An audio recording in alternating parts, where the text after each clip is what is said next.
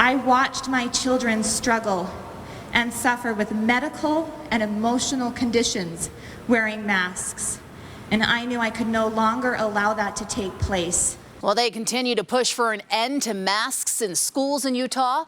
One group celebrated a victory in the Kane County School District today. Fox 13's Diego Romo joins us live from Provo, where he spoke to members of Utah Parents United about the changes they were able to effect. Diego. Yeah, Bob and Kelly, Utah Parents United announced in their press conference today that the Kane County School District has modified some of their mask mandate exemptions after calls from Utah Parents United and one Kanab mother.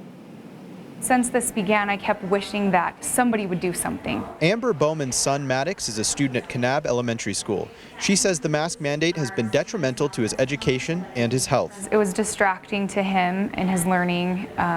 It was also hard for him to hear the teacher.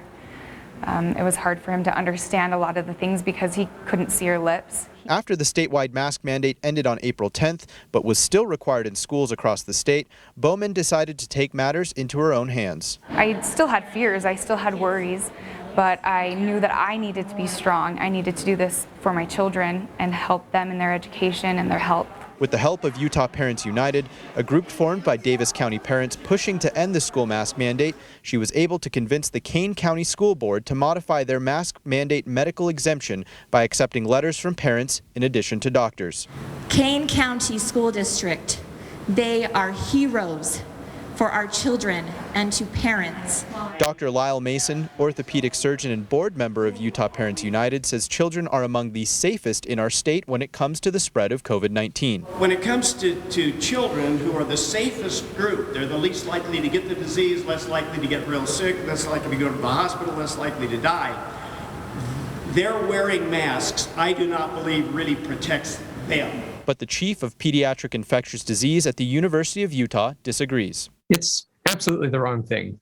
Masks are the single most effective tool we have. We've learned some amazing things about masks during the course of this year. We've learned that even elementary age and kindergarten age students can wear them effectively. It doesn't bother them. There are really very few, if any, medical contraindications.